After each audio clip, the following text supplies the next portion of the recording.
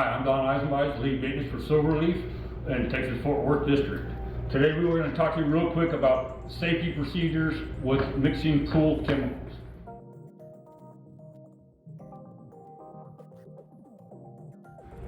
Here's our standard PPE. Anytime we use any pool equipment, anything we do in the pool, any chemicals, we have to have our PPE. We got our glasses, a face shield, disposable gloves, and our impervious gloves for acid.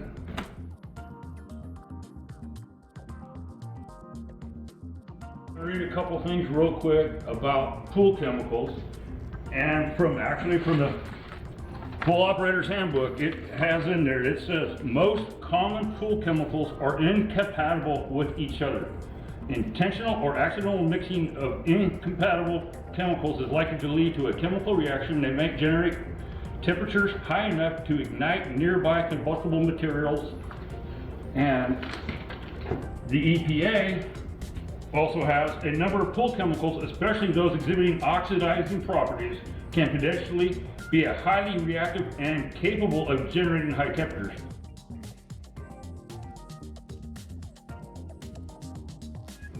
So anytime we're doing anything with the pools, you got to remember we're changing chemical structures. So when your chlorines, they come in as a solid, but as soon as they get introduced to the water, they now turn into a gas, which will generate high temperatures. Now, when we use trichlor, which is our tablets, those are what they call erosion control. So in other words, water pours over them, they slowly dissipate. But now when we start getting into dichlor granulars or pool shock, those have an instant reaction that can elevate heat really quick.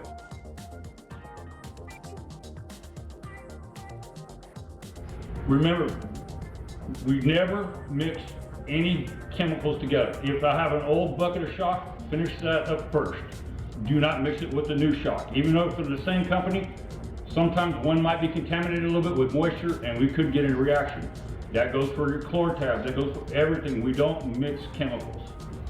So with that, remember when we shock our pool, if you do a slurry and you mix it in water, put the bucket, do it outside, put the bucket on the ground, mix your slurry and let it set, because it's generating heat. Then you can broadcast it in your pool. If they want you, if the directions say put in pool skimmer, you definitely want to let it cool off. Before we do, first of all, go and shut if you have a pool chlorinator, turn it off, because we don't want the shock mixing with the chlor tabs. That can generate a bunch of heat or gases that will not be a good ending.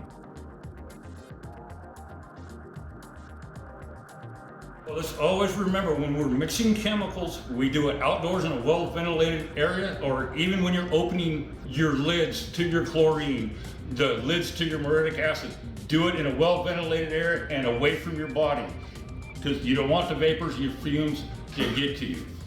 Also, when we're adding chlorine to the pool, before you add muriatic acid or anything else to the pool, let it sit for a half hour to an hour. Let that mixture flow. Then go back and add whatever else. If we put too many chemicals in the pool at one time, we can get an unwanted reaction in the pool.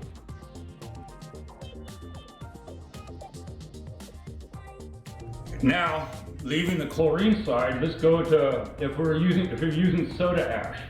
Make sure in your test kit, you should have this nice little book. Go by the recommended gallons and how many ounces. Do not overdo it. And if you put soda ash in your pool, let it set. If you're going to try to use a calcium increaser, do not bring that into the pool for at least 24 to 48 hours after you put the soda ash in. Because the soda ash is a carbon, it will have a reaction to the pool which will turn it white, and it'll be a couple days, and it will generate lots of heat.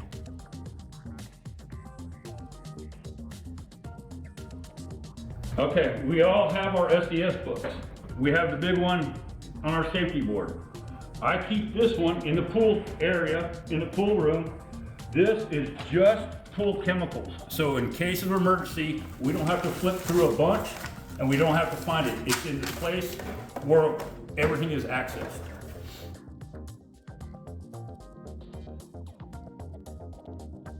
So just to wrap up, just make sure that we're reading our labels and doing it by manufacturer's instructions. Any questions about it? You can Google it, whatever. The information is out there for us. We have to use it. We have to be safe. Safety is not having an accident. So with all that, just make sure we're all safe. Remember, plan, execute, measure, and adjust.